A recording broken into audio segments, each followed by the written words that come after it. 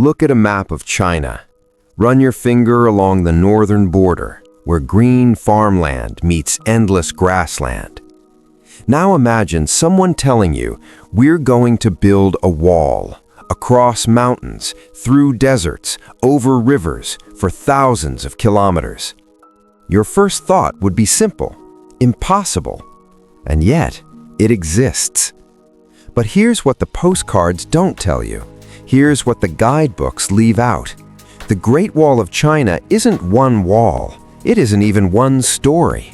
It's thousands of stories built on top of each other, stretching across 2,000 years of human ambition, terror, and survival.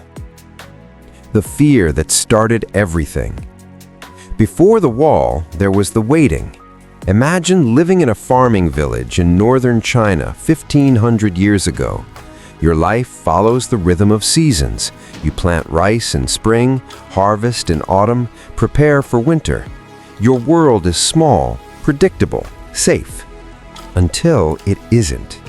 Because beyond your fields, beyond the last village you've ever seen, there's an ocean of grass. And on that ocean, riders move like storms.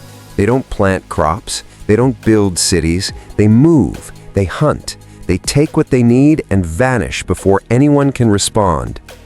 You never know when they're coming. That's the worst part. Not the violence itself, but the uncertainty. The way your children ask, will they come tonight? And you have no answer. This is where empires are born, not from strength, but from exhaustion with fear. When fear becomes architecture. The first walls were desperate things, piles of earth, wooden stakes, ditches, each local commander building whatever he could with whatever he had. These weren't grand projects, they were prayers made of mud and hope.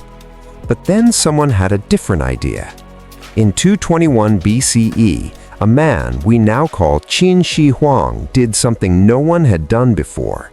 He united the warring kingdoms of China into a single empire, one language, one currency, one system of laws.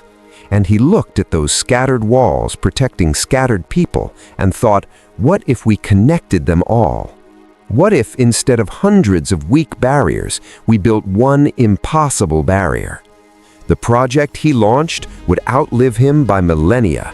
It would consume more resources than any single construction in human history.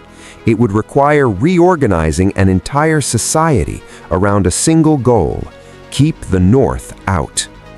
The human river. They came from everywhere. Farmers pulled from fields in the middle of harvest, criminals sentenced to labor instead of execution, soldiers rotated from garrison duty, craftsmen conscripted for their skills, entire families uprooted and sent north. The numbers are almost meaningless, hundreds of thousands, perhaps millions over the centuries, so many that we'll never know the exact count. They arrived at places that barely qualified as places, mountaintops where nothing grew, desert stretches where water had to be carried for days, valleys so remote that supplies came twice a year, if they came at all. And they were told, build. The impossible made real. How do you move a stone block weighing several hundred kilograms up a mountain when there's no road? You carry it.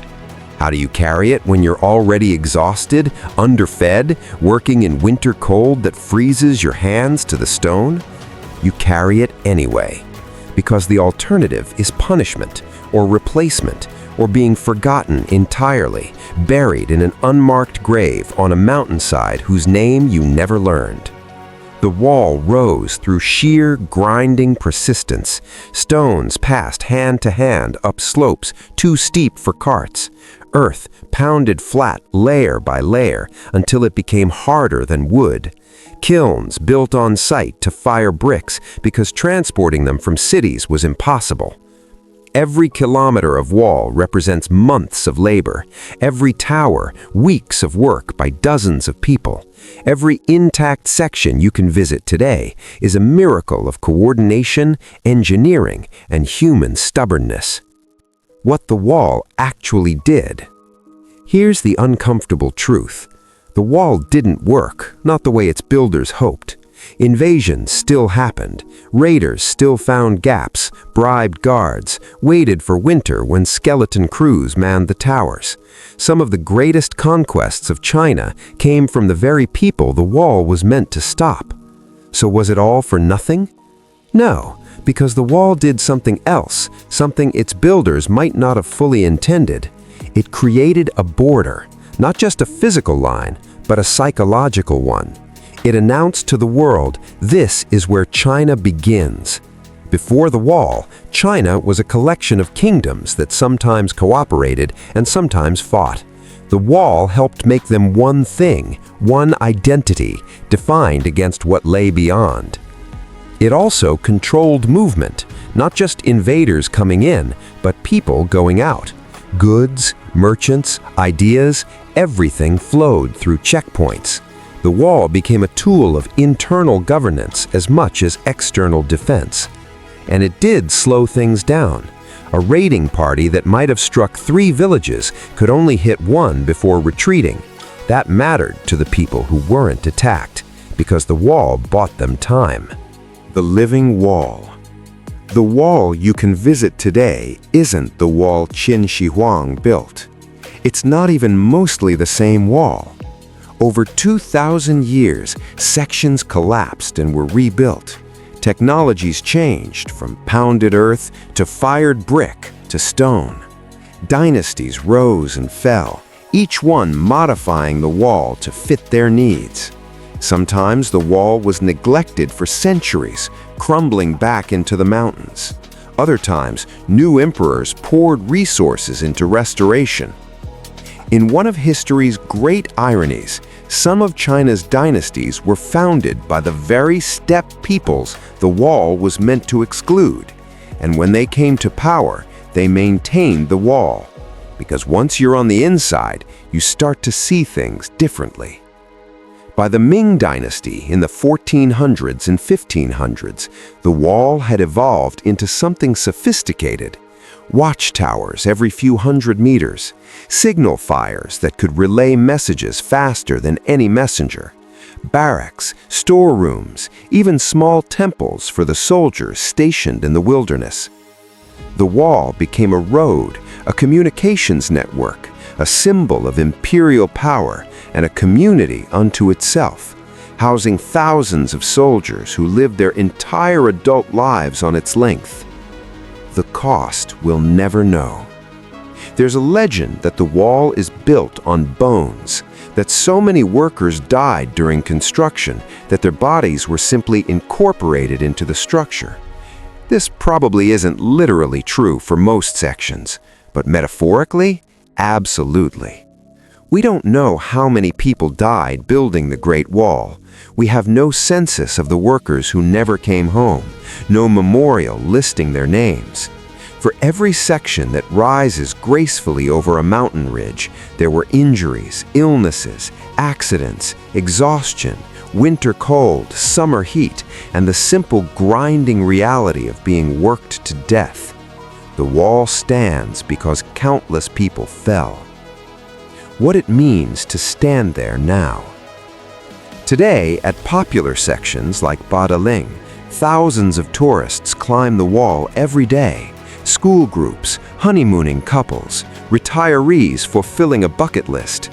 The stones are worn smooth from millions of feet. Vendors sell water and souvenirs.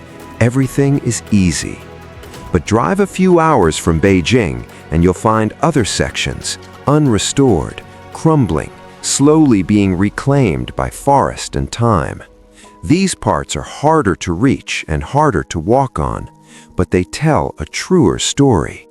They show you what the wall actually was, not a pristine monument, but a brutal, practical attempt to solve an impossible problem with muscle and stone.